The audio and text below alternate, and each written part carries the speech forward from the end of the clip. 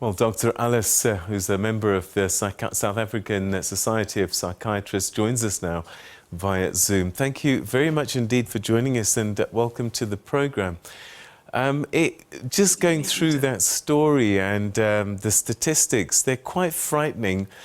Is it that parents and adults around children don't realise the full impact of what children are going through just by being present? Unfortunately, that is so. That's why we've decided to highlight this issue this month, especially with the projects going on about abuse in the country. And people don't realize that emotional abuse is, in actual fact, even more harmful to children than sexual or physical abuse, which is, of course, also very harmful. But it doesn't seem to get the same attention, even though it is more harmful. All right, so I mean, some of the abuse can be quite obvious, as in, you know, name-calling, shouting and those kinds of things. But I suppose it's the lack of affection and also the lack of emotional support that can also be a level of abuse. Absolutely. Children must grow up in homes where they get nurtured so that they can grow up as good adults, functional, happy adults, understanding the rules of society and having the appropriate number of skills to cope in society.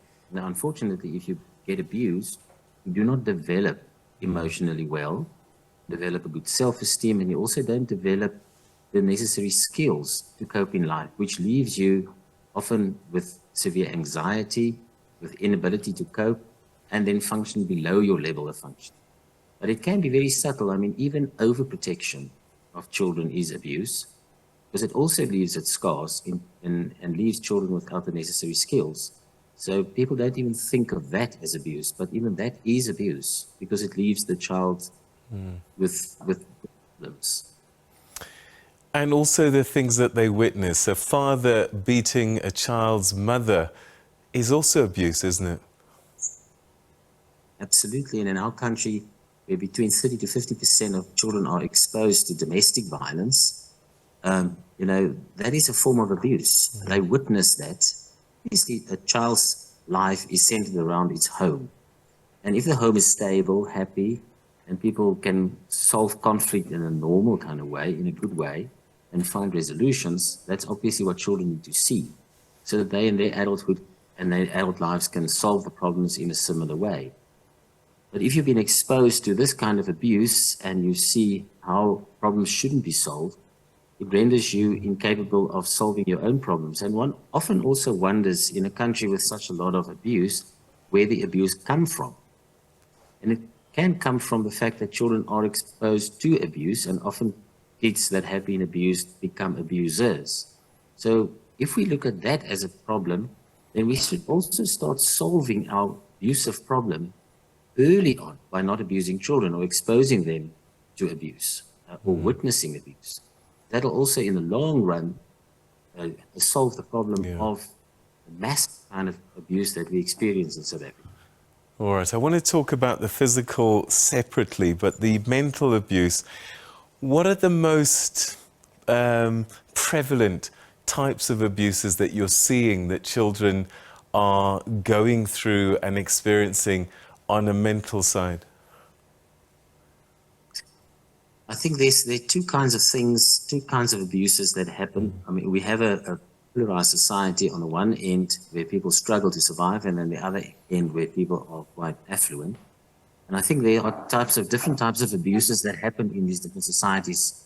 If you struggle to survive and both parents have to work and find money to actually keep a family going, you obviously find that there's often a lot of neglect because the parents are simply not at home and they can't be at home because they have to work continuously just to make ends meet. Whereas in the affluent societies, often you get overprotection of these children, where they are completely overprotected because we live in dangerous environments and in a dangerous society. So I think those two kinds of abuses are probably the most prevalent.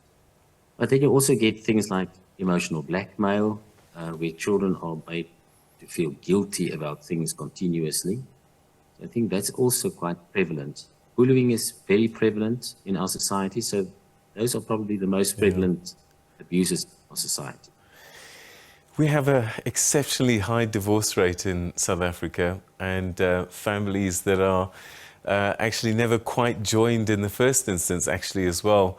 How difficult is it for children to navigate these breakups and these split families?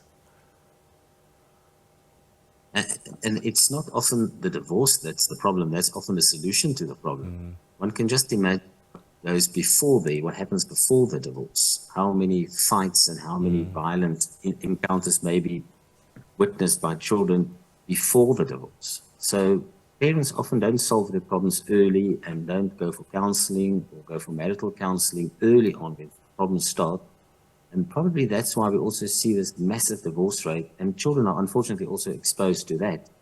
And hopefully after divorce, it stops the aggression within the family, but often it doesn't. It just continues. So that is a major problem. Of course, the witnessing of accidents and of violent encounters in South Africa is also very prevalent, leading parents to suffer from emotional problems of post-traumatic stress disorder, and then leaving them vulnerable to actually look after the children. I mean, there's a part of me that feels for parents, because nobody teaches people how to be parents, and we often copy what our parents did. And of course, that's another whole generation where boys don't hug their dads, and boys don't cry, and a smack, spare the child, spare the child the rod, and all that kind of thing.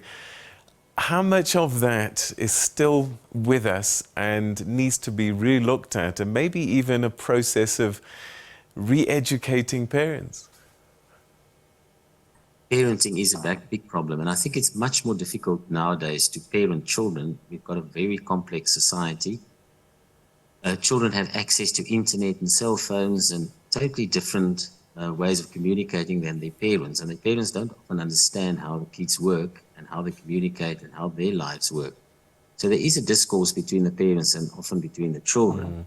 So it is important that parents learn or speak or get information about how to raise these children, because it is very complex nowadays. In the olden days, I think it was much more simpler, but the world has changed and it is becoming much more complex for parents and children. And often also, and the problem is also that communication in the homes is lacking.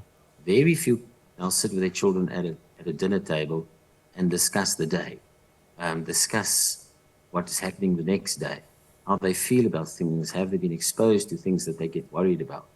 Because everybody is rushing around, doing their own thing, and often they don't meet during the day to even discuss certain issues. So there's a lack of understanding between parents and children often.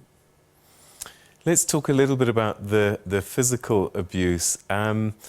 What are some of the signs that parents need to look out for if a child is going through some kind of physical abuse, whether in the home or perhaps outside at school or somewhere else, and that an intervention is required? Well, physical, emotional, sexual abuse are all the same. Eventually, abuse, any form of abuse, leads to emotional scars. And that's the worrying thing. The physical scars heal, and that disappears, and the pain disappears, but the emotional scars remain. So for all kinds of abuse, there's only really one term, and that is abuse. Whether it's physical, sexual, emotional, it's abuse. And when children are abused, obviously, they would most often show signs of anxiety. Anxiety is a very prominent symptom in kids that are abused, because they're living in fear in some kind of way, and they have a need to protect themselves, and with that comes anxiety. So if a child becomes very anxious, that is a telltale sign that something might be going on. They could also change behavior. They become much more withdrawn, stay in their rooms, don't want to go out, or on the other hand, just want to go out, suddenly want to go out and be much more agitated, much more aggressive. So there's a change in behavior. There might also be a change in performance. the school marks could go down. They might not be performing in sport the way they did before. So there's a change in their behavior, their performance, and their functionality with symptoms like depression and anxiety. Dr. Allers, thank you so much indeed for joining us this evening and giving us some thoughts to ponder on and to consider. Thank you.